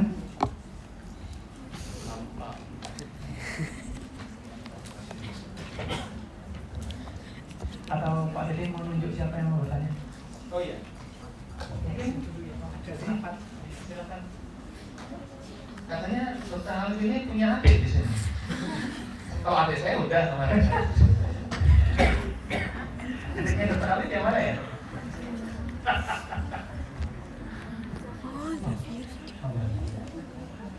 Ini tuh, kalau saya biasanya memberi kuliah tidak ada yang bertanya, saya minta ketua kelasnya tanya.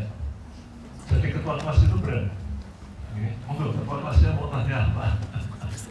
Ketua kelasnya mana ketua kelasnya? Kalau tidak ada sekretarisnya.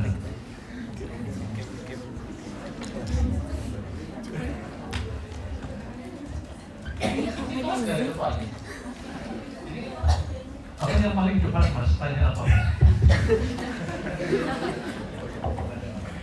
Oh ya, izin bertanya. Mungkin kalau saya baca berita-berita itu seringnya itu kalau di low middle income country itu kalau misal terjadi bencana itu sering terjadi penjarahan. Apakah kalau di Indonesia ini sering terjadi dan penanganannya bagaimana? Konteksnya gimana mas? Konteksnya gimana? Oh iya, biasanya itu kan jadi kayak pas bencana itu kan orang itu lari kemana kemudian mati seperti itu. Jadi kayak yang misal toko-toko itu ditinggalkan belum dikunci, nah itu jadi apa namanya kayak Sasaran penjarahan. sasaran penjarahan.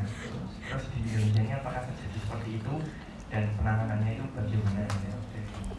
Apakah Anda punya pengalaman di luar negeri seperti apa? Oh iya, monggo. Tadi yang menyampaikan siapa? Karena pengungsinya pindah-pindah, kemudian rumahnya itu kan kosong, itu menjadi sasaran kejahatan kan. Dan itu memang seringkali kita temukan waktu itu ya. Jadi kita ngungsi tapi rumahnya waktu pulang rumahnya kebobolan lagi. Monggo, monggo Pak. Terima kasih mas pertanyaannya. Namanya siapa mas? Apel, apel sekitar maksudnya. Kita ingat-ingat ya. Iya, betul sekali ya. Jadi kalau di low middle income country ya, jangankan ada bencana, nggak ada bencana aja banyak penjarahan juga sih. Cuma itu menunjukkan apa? Ada disparitas ekonomi, ya kan? Nah, ini juga itu satu dulu yang perlu kita ketahui. Yang kedua, dengan terjadinya bencana itu meningkatkan resiko, ya kan? Ada resiko, ada vulnerability, vulnerabilitasnya meningkat. Karena apa? Kapasitasnya turun. Apa kapasitasnya turun? Kapasitas keamanan. Polisinya kena bencana, ya kan? Meskipun kita juga tahu polisi nggak apa-apa sih. Tapi sebenarnya kan itu kapasitasnya turun. Itulah akhirnya resiko terjadinya bencana secondary disaster itu meningkat. Wah, kesempatannya besar. Seperti waktu tadi mungkin Mas Yai sampaikan, ayo sudah sampai oke orang lain. Ada saja orang-orang yang sangat kreatif, wah ini orang lain, rumahnya kosong, jarang. Atau kita sulit untuk mengevakuasi petani-petani yang ada di Merapi. Karena apa? Tidak difasilitasi untuk membawa sapi dan ternaknya. Karena mereka berasumsi kalau ini sapi nggak dibawa, mungkin bukan kena modus gembelnya, tapi dicolong. Nah, seperti itu. Jadi ini juga sebetulnya lebih ke gangguan itu tadi ya, gangguan psikis yang secara sistemik sih, sebagai lomi ke tingkat kanda, apalagi masuknya meskipun kita ngakunya sudah ke apa, tapi sebenarnya ya dari sisi manusianya itu kita lebih ke lower itu ya, jadi literasi salah satu komponen dari vulnerabilitas yang dari makanannya. Jadi itu menurut saya salah satu yang perlu kita mitigasi.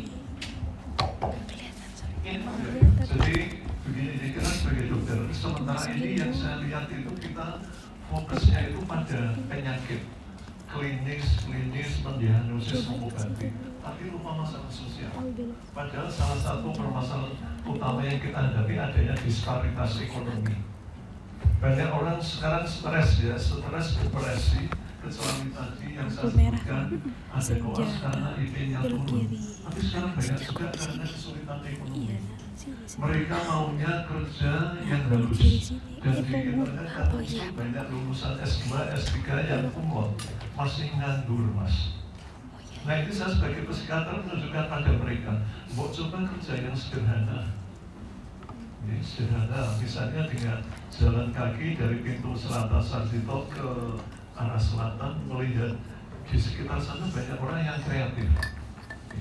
Ada orang yang kreatif, misalnya jualan bakso. Saya mempunyai teman seorang SPKJ ya, anaknya itu dokter. Sesudah lulus dokter dia tidak langsung sekolah tapi kulineran. Jualan kuliner di Bandung itu laris sekali. Tapi kemudian dioyak-oyak bapak SPKJ, bapak mungkin saya SPKJ kok kapoi orang belum ke sekolah. Kemudian dia sekolah lagi, alhamdulillah lulus SPKJ, tapi akhirnya kembali ke kuliner lagi. SPKJ-nya itu sebagai sambilan. Saya pernah punya teman seorang SPKJ yang juga tentara. Tentara kalau ditanya pekerjaannya apa? Saya kerjanya satpam, sambil jualan akik sama barang antik. Dia praktiknya dokter itu jarang, karena ternyata lebih menjanjikan dengan jualan barang antik dan jualan akik. Dia waktu dia masih sederhana kerjanya gini. Jadi dia pakai akik kemudian gini. Jadi supaya akiknya itu mengkilat luar biasa. Lah monggo, ini teman-teman calon dokter saya harapkan juga bisa meningkatkan status ekonomi masyarakat ya. Dengan jalan apa? Nah panjenengan sudah mantuk-mantuk, saya doakan besok jadi menteri sosial. Jadi bisa mengangkat masyarakat yang kesulitan ekonomi. Sakit jiwa bukan hanya dengan obat. Dengan obat harganya tinggi malah membuat melarat, iya kan? Tapi bagaimana meningkatkan status ekonomi dengan bekerja giat, dengan kreatif. Nah terlalu bidang nanti waktunya habis, saya bisa dikomplain. Sudah lewat. Sudah habis. Oke, baik. Terima kasih Dr. Mahar atas jawabannya. Atau ada satu lagi? Atau ada nggak ada? Satu lagi pertanyaan? Pak Dede, sudah cukup? Tadinya tadi ditanya. Ya udah, nggak ada yang mau nanya. Baik, teman-teman terima kasih atas perhatiannya, atas praktek selama kuliah kali ini.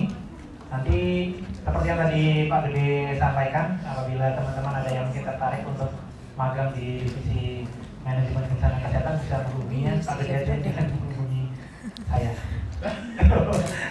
Baik, terima kasih. Saya akhiri. Assalamualaikum warahmatullahi wabarakatuh. Safira juga bilang